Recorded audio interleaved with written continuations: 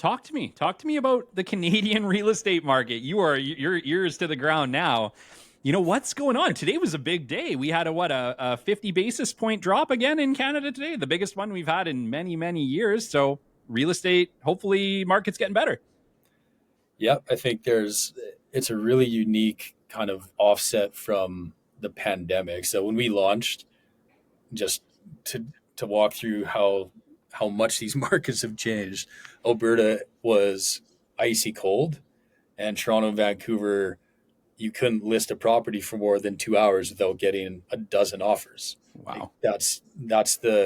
they were on an absolute bull run in both cases, those markets, decade long bull run. And in Alberta, we have our various boom bust cycles that are driven by our macroeconomic picture. But as we sit here today, that equation is totally backwards. It's totally Vancouver and Toronto feel like the sky has fallen. It's not quite, but that's the sentiment that happens when markets change in the way that they have. And Alberta's hitting record pricing numbers and record overall, driven by migration, of course, but mainly affordability, as those interest rates have climbed over the last 2 years and have recently declined. If you're able to take the average homeowner or condo owner in Toronto, is call it $1 million condo, and Crazy.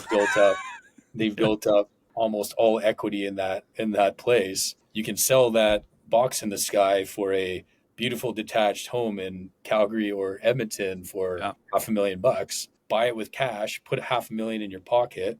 The average Canadian retires with 700,000 of additional capital. So that's basically your retirement in one deal. And that's, I think, really what's driving the change at the national level. Yeah. And a big part of why I'm excited about Alberta, and part of the passion of Bode, of course, is also diversifying our economy. So we have more of this, call it modern economy, building off of our traditional economy at the same time. So I'm a big believer that Alberta is well positioned here. I think both BC and Ontario will come back around with these interest rate changes over the next year. It won't happen overnight, but that will be an important factor.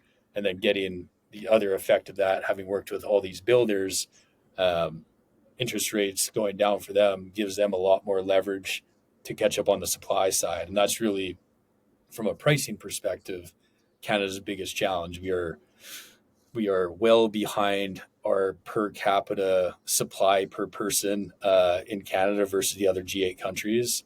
And so no matter how you cut it, we need more homes at the rate that we're growing. Yeah. And so having a more efficient way to do that from a builder perspective is also important.